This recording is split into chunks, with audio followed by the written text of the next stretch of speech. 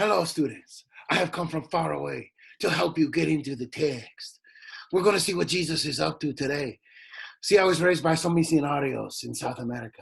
And so I've come here today to guide you from the top rope. Oh, wait, no, from the text. So let's get into it. We're in Mark chapter 5, verses 1 through 3. Here we go. Et venerunt transfretum maris in regionem Gerasenorum. All right, it's pretty straightforward if you know what I'm doing. If you get into the nitty-gritty of the text. All right, we have one verb right here, venerunt. That is all. Everything else, we just have to know our vocabulary and cases. I know that trans is a preposition with this object right here, fretum. I can see maris is a genitive of the third declension, is. I've got another preposition in regionem and another genitive, gerasenorum. And they came across the narrow part of the sea into the area of the Gerasenes. All right, students, you may not know your geography as well, but I know if I was your teacher, I would definitely make sure you knew where the region of the Gerasenes is. So here's a map right here of the Bible. Maybe when your teacher comes back, he'll tell you the story of being in the region of the Gerasenes. I bet he will. All right, this is wrong, this map right here. That is not right, students. You see, because the text tells you that they go across the narrow part of the sea, and the region of the Gerasenes is actually right here on this map. Ignore this one, it's wrong. See, they go across the narrow part. They're in Capernaum in chapter 4. And then they come across the narrow belt, the Fretum Maris, to right here. See, they didn't pay attention to the text and get into the nitty-gritty. But see, I did. So I have all the glory of it. All right, let's get back to the text. All right, here we go, students. So they came across the narrow parts of the sea into the territory of the Gerasenes. And that's the people who live there in the town of Gerasa. All right, verse 2. Et exeonte e denavi statim occurrit e pause there. All right, here's what I see. I've got an et up front is starting my verse. Even though your teachers maybe told you, don't start with conjunctions. That's wrong. The Bible does it all the time. Et exeonte e. Oh, students, this could be tricky.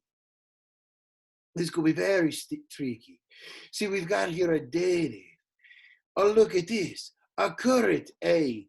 Occurro, you remember, is a verb that takes its object in the dative. So that's what we've got here. Ran up to him as he was exiting. See, that's a present active participle. So he comes up right when Jesus was getting out of the boat. You see. Denawi. Right when he's getting out from the ship. I want to start him. This man comes up to him. Let's see who this man is. Let's move up in the text. Continuing. I need to erase all my work. All right, students. Here we go. De monumentis homo in spiritu immundo. Oh my goodness, students. A man ran up to him from the graves. Oh goodness. And this man was in an evil spirit. We've seen this before, students. That's my nominative. In spiritu immundo means to be possessed by the devil. It's like what happens to me when I get up on the top rope and I do a pound drive to the face. But I was having these problems, see, students, and I knew I didn't have the strength I needed. So what did I do? I got out into the desert and I had a vision. And the vision said I needed to find the magical, majestic, golden eagle egg. So I climbed the cliff tops and I found the egg and I broke it and I drank it. And what do you think happened, students? Did I get the glory of the golden eagle? No, I didn't get no eagle powers. I had to go back and hit it in the gym, students. That's too much about me, though. Let's get to the text. So this man, this homo, he habeba domicilium in monumentis. That's why he's coming down from the monumentis. This is where the gravestones were. He was living in the cemetery with all the grave markers. He had his home there. That's where he lived, was in the graveyard. This is terrible, students. Et neque catenis, jam quisquam eam patrat ligare. This wraps us up for today. But look at this. Look how strong. Et neque quisquam. And not anyone was able to bind. It's a complementary infinitive. No one could bind him with chains. You see, students, he was so strong, he would break out the chains. Let's sing a song about my strength, students. Oh, the song is no good, students. Forget about it.